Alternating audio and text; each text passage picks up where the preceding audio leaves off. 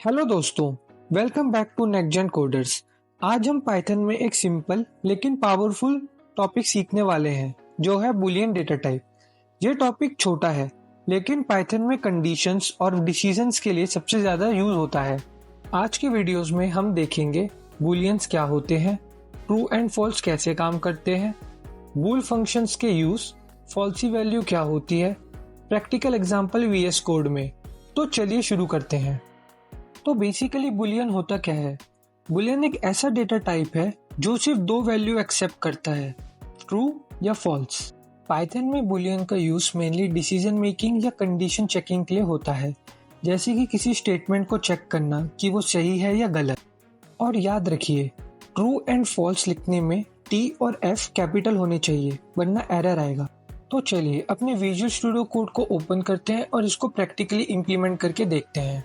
तो visual studio code को open करने के बाद सबसे पहले हम ये देखते हैं कि अगर हम ट्रू एंड फॉल्स का टाइप प्रिंट करें तो वो क्या आएगा।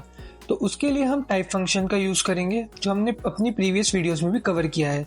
उसके लिए सबसे पहले हम लिखेंगे प्रिंट एंड देन उसके अंदर टाइप एंड हम उसके अंदर लिखेंगे ट्रू।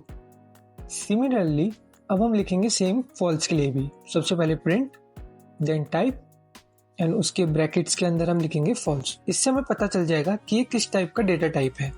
उसके लिए अब हम क्लिक करेंगे रन पे। तो अब हम देख सकते हैं कि जो हमारा क्लास है वो है बूल, जो है बुलियन। तो इस तरीके से हम अपने डेटा टाइप का टाइप निकाल सकते हैं। तो चलिए अब हम बात करते हैं केस सेंसिटिविटी की।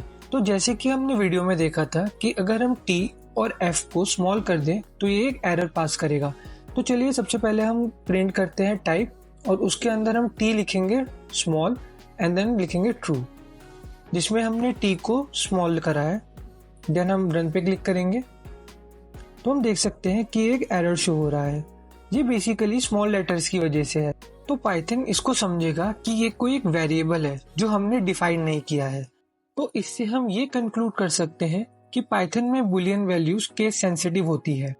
तो अब बात करते हैं कंपैरिजन ऑपरेटर्स के बारे में। तो बेसिकली कंपैरेटर ऑपरेटर्स होते क्या हैं?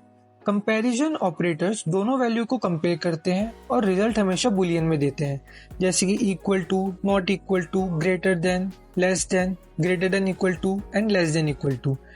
तो चलिए अब हम इसको एक एग्जांपल से समझते हैं। जैसे कि हमने दो वैल्यू ली है ए और बी। ए है हमारा 10 और बी 5। तो चलिए सबसे पहले ए इक्वल टू बी। इसका मतलब है कि क्या हमारा ए 5 के इक्वल है, जो कि है फॉल्स। ये बिल्कुल गलत है, तो हम इसका आउटपुट आएगा वो होगा फॉल्स। अब हम नॉट इक्वल टू के लिए चेक करेंगे। उसके लिए हम लिखेंगे A is not equal to B. Not equal to का मतलब होता है क्या वैल्यू अलग अलग है। तो हम देख सकते हैं 10 और 5 अलग अलग है, तो हमारा आउटपुट होगा ट्रू।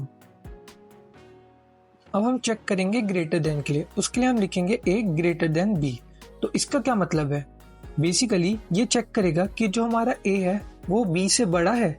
तो हाँ, जो हमारा ए है वो बी से बड़ा है, तो इसका भी आउटपुट शो होगा हमें ट्रू। सिमिलरली अब हम चेक करेंगे लेस देन के लिए। तो उसके लिए हम लिखेंगे A is less than B. तो ये क्या चेक कर रहा है? ये चेक कर रहा है कि जो हमारा ए है वो बी से लेस है, तो हमारा जो ए है वो बी से लेस नहीं है, तो इसका हमारा आउटपुट शो होगा फॉल्स। अब हम बात करते हैं ग्रेटर देन इक्वल टू की, जिसका मतलब होता है या तो बड़ा हो या तो बराबर। तो जो हमारा ए है वो बी से बड़ा है, तो इसका भी हमारा जो आउटपुट शो होगा वो होगा ट्रू, बिकॉज हमारा जो ए है वो बी से बड़ा है।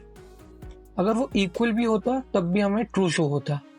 तो अब हम लास्ट अपना ऑपरेशन देखेंगे जो है हमारा लेस देन इक्वल टू। ये कम्प्लीटली अपोजिट है हमारे ग्रेटर देन इक्वल टू के। ये चेक करेगा कि जो हमारा ए है वो बी से बड़ा है, पर जो हमारा ए है वो ग्रेटर है, तो ये हमें फॉल्स प्रिंट करेगा क्योंकि जो हमारी ए की वैल्यू है वो बड़ी है बी से। तो अब हम इसको रन करेंगे। उसके लिए रन पे क्लिक करेंगे तो हम देख सकते हैं कि जो हमारी वैल्यू है वो बिल्कुल करेक्ट है। तो सबसे पहले है false, then true, false, true and then false. तो ये है पाइथन के सभी कंपैरिजन ऑपरेटर्स, जिसे हम किसी भी दो वैल्यूज को कंपेयर कर सकते हैं। तो दोस्तों आज के लिए इतना ही। अगर वीडियो पसंद आए तो लाइक, कमेंट और शेयर जरूर करें। अगले वीडियो में हम बात करेंगे लॉजिकल ऑपरेटर्स के बारे में। तब तक के लिए कीप कोडिंग।